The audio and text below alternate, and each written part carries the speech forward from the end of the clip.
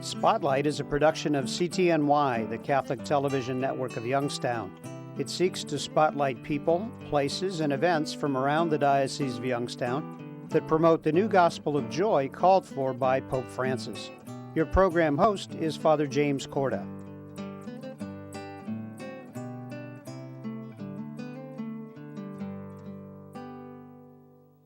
Hello and welcome to Spotlight. I'm Father Jim Korda.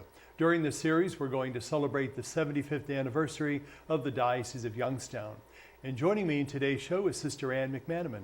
Sister, it's such a pleasure to have you on Spotlight. Thank you very much. I'm happy to be here. You know, as always, we like to begin this special series on the anniversary of the diocese by talking about what anniversaries symbolize and why it's so important for us to celebrate those.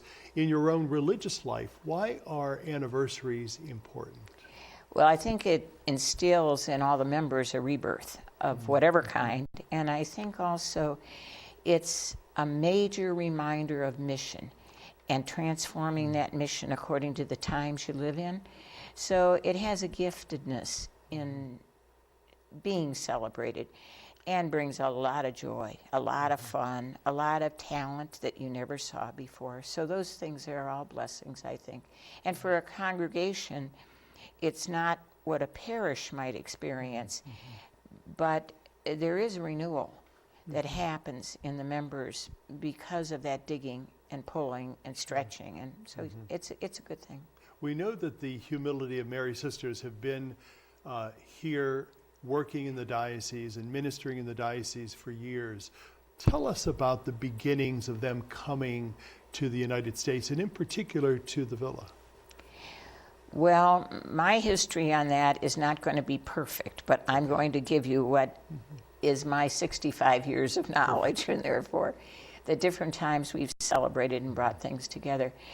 As most people begin to understand, we are of French origin, and so we came from Dommartin, France, in 1853, and so we were in the time of Napoleon.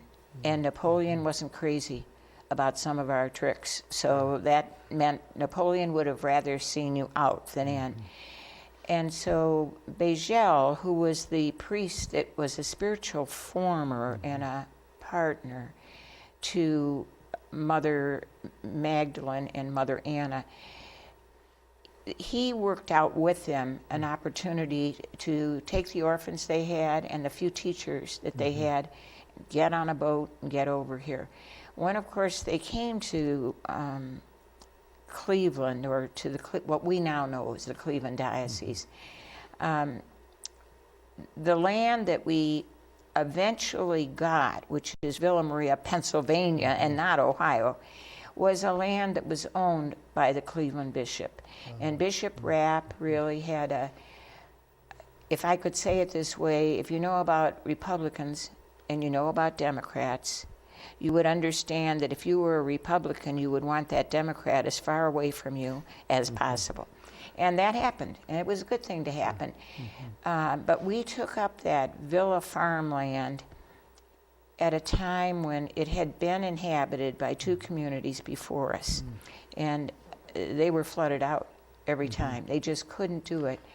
But here come our little group of French lace makers who learned to farm that land and learned to walk from the villa to Youngstown once a week or so to get what was needed, to do what you had to do, because they had nothing. Right. They had no one and nothing. The history of that as it goes is we built the farm, we cured the meat, we did all of those things, meaning the sisters did it. Right. And so you grew up with an understanding of hard labor, but a sense of humor at all times, because it's going to kill you otherwise. You just have to keep going with it. Now, the evolution happens when the smallpox happens in the whole group of men that were preparing the railroads. And in doing that work as railroad taskmasters, push them, many of them lost their lives. And so across the street from where the villa now stands is a cemetery, and you see the headstones of a lot of beautiful men and women who were part of that original band of people that we were in touch with. The issue that comes with that is they left their children behind, and therefore we took on the children as they went from babies to 1 year to 2 years, and they established that lovely school, which is long known as Villa Maria. It was Villa Maria Elementary in our language, but became Villa Maria High School as the kids pushed on up. And it was very attractive to Youngstown and surrounding areas, so there were dayers that came in as well as the children that lived there. That is a very important history of the beginning. It's important too because having a wish house that has a statue of Mary with one arm only carried over on the boat, because it was one of those relics that you had to have, but it was on the lands in relationship to those kids, in relationship to those families.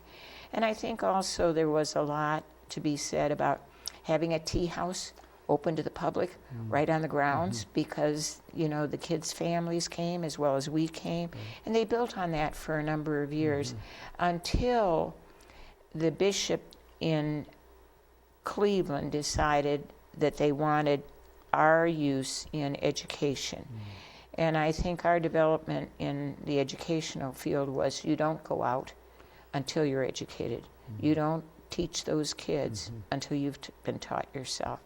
That's a great gift in the community, and I think it might be a trifle unique and makes a big difference in how we handle the classroom.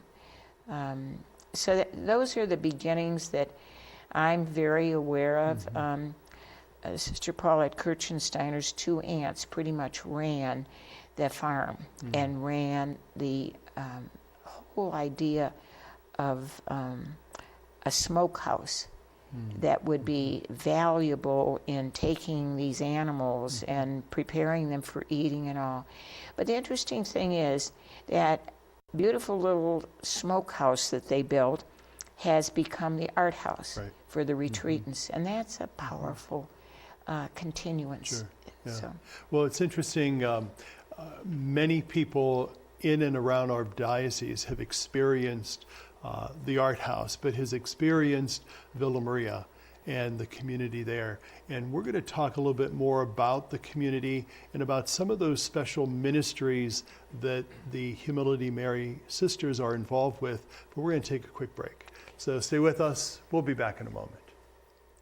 Miles from the first Catholic parish in all of Ohio, in a place called Canton, Catholics gathered in 1817 to celebrate Mass with Father Fenwick. Because of limited building space, the Mass was held outdoors under a huge oak tree. The spot near the present Church of St. John the Baptist, which was established in 1823 as the second oldest parish in the Diocese of Youngstown. The oak tree grew there until 1906, when it was struck by lightning. To preserve it, the parishioners took the wood and carved a chair out of it, which remains in the church today. In 2012, St. John the Baptist was elevated to a basilica. Congratulations, Catholic Diocese, for celebrating 75 years with pride in the past and faith in the future. The first Catholic parish, established in Portage County in 1831 near Randolph-Suffield, was St. Joseph Church. Years later, John Newman, who would become the first American male to be canonized, was sent there to give a mission to help heal the divisions that occurred between the German Catholics who had settled there.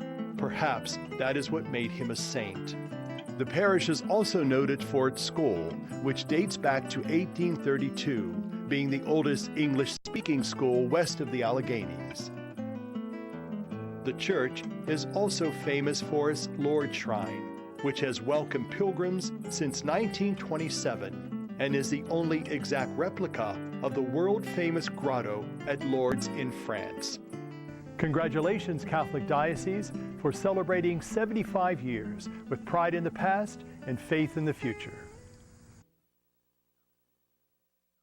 Welcome back to our show. I'm talking with Sister Anne McManamon. You know, Sister, one of the wonderful things about religious communities is that they're involved in diocesan church. They're involved in our parishes, in our chanceries, in our educational and healthcare systems. So specifically share with us some of those ministries that you and your sisters have been involved with over the years here in the Diocese of Youngstown. Tall order, but I'll try. I think probably the origins, speaking of the origins, and Cleveland being the receiver, so to speak, I think it's important to say that education in Cleveland became a must-do and will-do.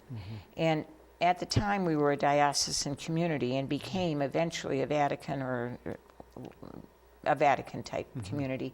So we were, by design and the strictness of those early years, to go to Cleveland and then to go to Youngstown, which was part of Cleveland in those early years. So that all of that fit together. It was easier to go to Youngstown because you were close. And so the development of the educational piece, because we had already developed it at the Villa, was an attractive thing. If you were in a diocese as a bishop and you were starting new parishes and so on, and having our sisters, I do always want to say that we have a balance. I've dealt with a lot of communities over the years, and I love the balance in our own community. I suppose it's what attracted me. But in that balance in the classroom, there's a lot more of a give and take and a patience, maybe, I hope, with self as well as with the kids. We began the Cleveland parishes of note and the Youngstown parishes, and I'm not elementary, so I'm going to risk saying that St. Edward's was always a first love, and St. Brendan's. That just was the nature of the Youngstown experience. And any time you went home and you had to stay in a convent overnight, you always stayed at St. Brendan's or St. Edward's and got to know all that they were doing. They moved into a junior high school, as you know, and that also was a unique feature that wasn't present in other dioceses, you know, and we were, quote unquote, running that with some real figurehead sisters in there that if I go to St. Edward's in elementary, Sister Rosemary O'Brien is always remembered because she took over everyone's life but was perfect. She was just a love. Now, when you get to the high school question, we had the high school on the Villa grounds because of the tragedy of those early years. And that high school had expanded in interest, and that high school had grown to a perfection that was hard to beat. So that high school went along very well, except the cost to the mother house would knock you out of the ballpark. And so in time we had to close it because no one could have afforded, as they know today, when they pay these tuitions, that no one could have afforded to go there. So that closure was a very painful end of a wonderful era in our lives. The development of Magnificat High School, in some senses to replace Lourdes Academy, was a major piece in our life, a desire.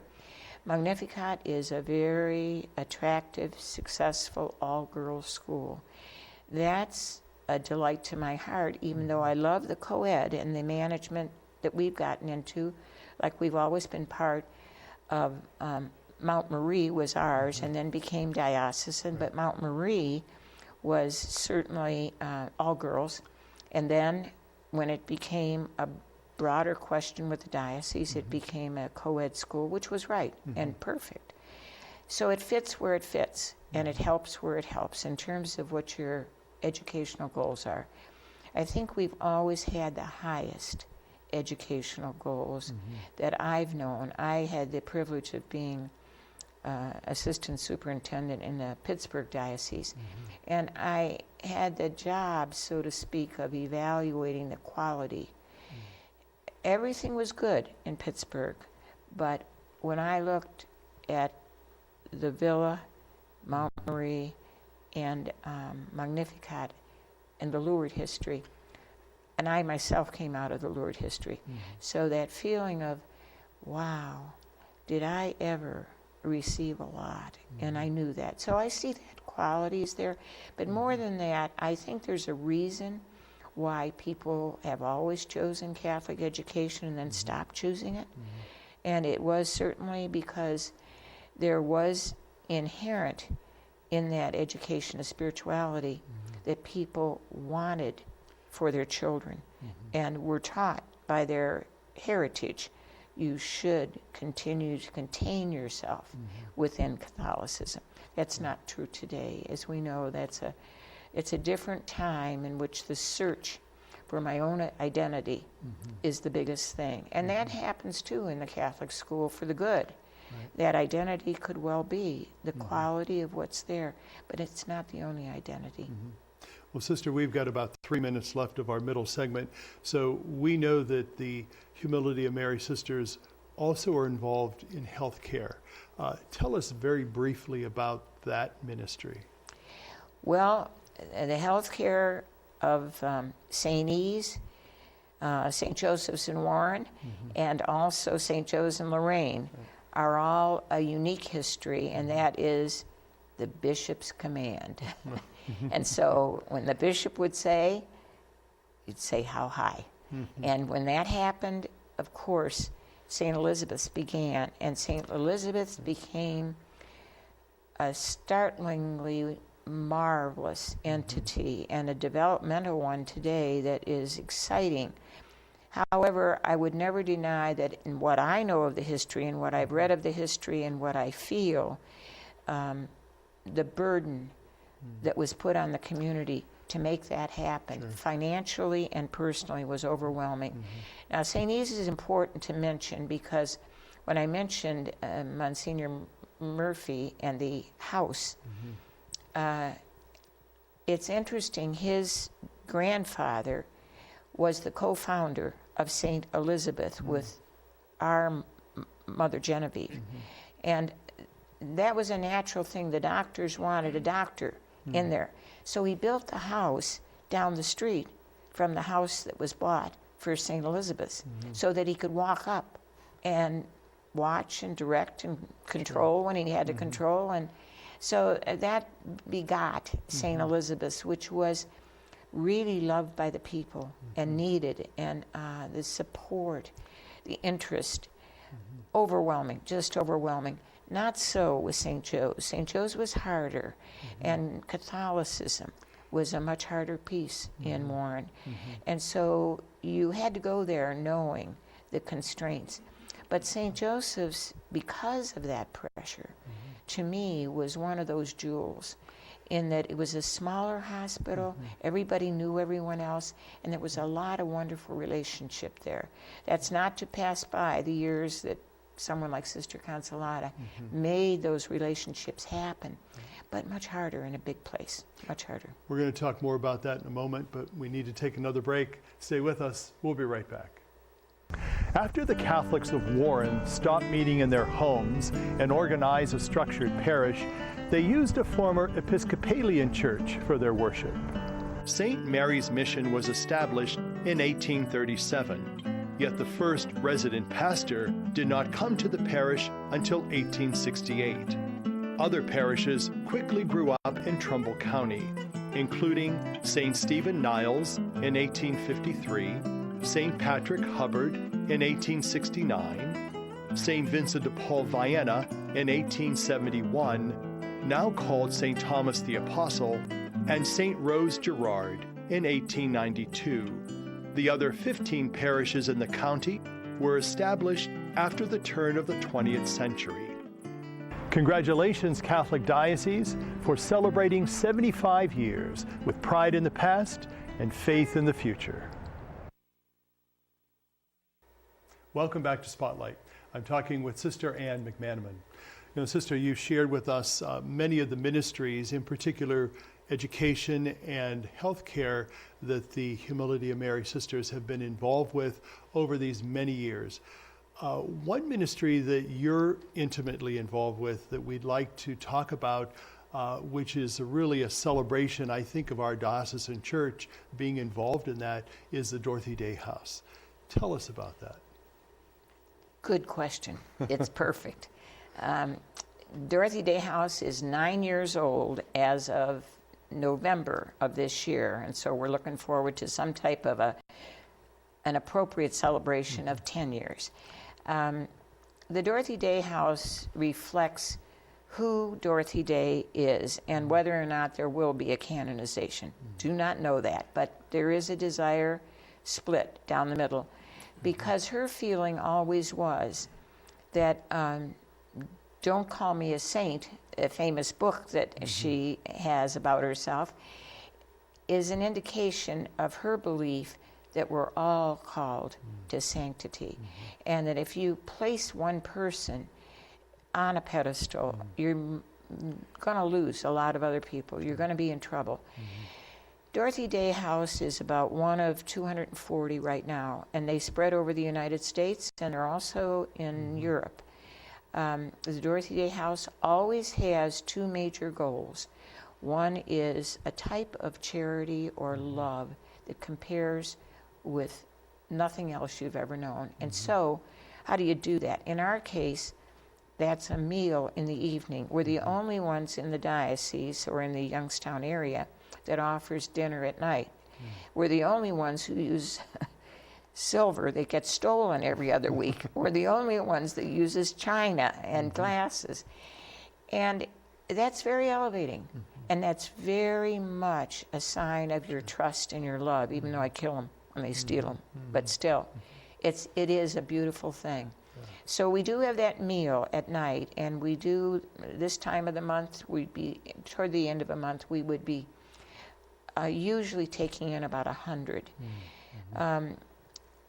The other side of the dinner is the garden, and that was always a belief on Peter Morin's part, as well as Dorothy's, that if you didn't have a farm or a garden, and the person who was in trouble didn't get down and put their hands in the dirt, they wouldn't begin to know what real life is about. So that is ours too. We have a beautiful garden, and we're right on Belmont Avenue, which is the center of downtown. No matter how much is developed down there, it's good that we're sitting in the middle of the undeveloped. And that's true. That's a truth no matter which way.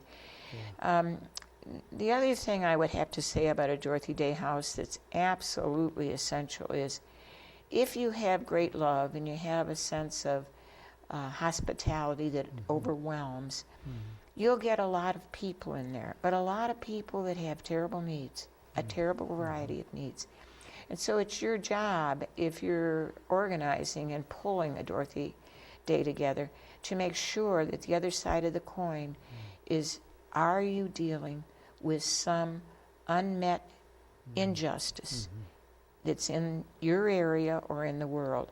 One of the things we deal with regularly is the injustice that prevails between the lawmakers in our city and the people sitting in front of us at dinner. And so trying to establish a love relationship is really a toughie, but we work at it. And one of the things is begging for the police to drive through our lot and go out the other driveway. You don't even have to stop, just do it. But more importantly, like we put on a big picnic every year, and we're doing that, I think, the 16th or 17th of August. And we invite all of the city lawmakers, but most importantly, the police in the city. Getting them to sit down is a hard job. Sure. But if they sit down and break bread, they are halfway there with all of our people. And once in a while, you've got some people that do that. But I have a question as to how that happens. What injustices do we try to deal with? As a house, we've worked very hard for 3 years on trafficking. And we have at least 9 people prepared through the Cleveland office to go out and really present to people what trafficking really is and why are we number 4 in the United States for trafficking? How is this happening? And I find when I go out that people are shocked. They know it exists, they know it's south of the border, but they do not believe that it's so rampant right here in Youngstown or Cleveland. We did a prayer day a few weeks ago, and we did it every half hour straight through the night to the nighttime. And the first person that came in, I rejoiced because I know her well, and I didn't think she'd ever come. But she came in right away at a few minutes before 9 and sat down. We had a really nice section all fixed up. And she said to me, I said, "Oh, I'm so glad you're here." And she said back to me, "You're the reason I'm here." And she started to weep, and she cried and cried. And so her life has been the worst of the trafficking type syndrome. And how do you get out of it? No, not easy. Not easy ever. And how much companionship and consolation do you need? We need it badly in Youngstown. If we're number 4, there must be something big happening here that we need to deal with. So that's a snippet of the way things are. And as far as what I experienced with Dorothy Day, I think when I look at this diocese, I think of a diocese that's always been known for extraordinary strength and uniqueness in its approach. And I go back to even buying the steel mills. And, you know, we're going to work with this problem. We're going to deal with it. I think that's why we don't have a Dorothy Day House, because it would be the thing to do, buy those steel mills. But what I find now is that the interest on the part of the priests of the diocese, on the part of the parishes, on the part of the people in general is overwhelming. They love coming. They love being servers. There aren't enough making dinners, but there are some very beautiful restaurants in the Youngstown area that donate. 2 in particular that donate 1 meal a month, 12 meals a year, that very costly for them personally. But they do it out of real devotion and love to the poor. Come and do haircuts and come and, you know, music, and it's a great place to be. It's hard, but it's great. Well, Sister, it's unfortunate that we're end of our discussion. We love having you on our show. We thank you for the input that you've shared with us about the humility of Mary Sisters, but also about the wonderful work that you're doing and your folks are doing at Dorothy Day House. Please know of our prayers, our best wishes, and we look forward to celebrating the 10th anniversary of Dorothy Day House here in the Diocese of Youngstown with you. Thanks, Father, very much. And thank you for being with us. Have a good day, and God be with you.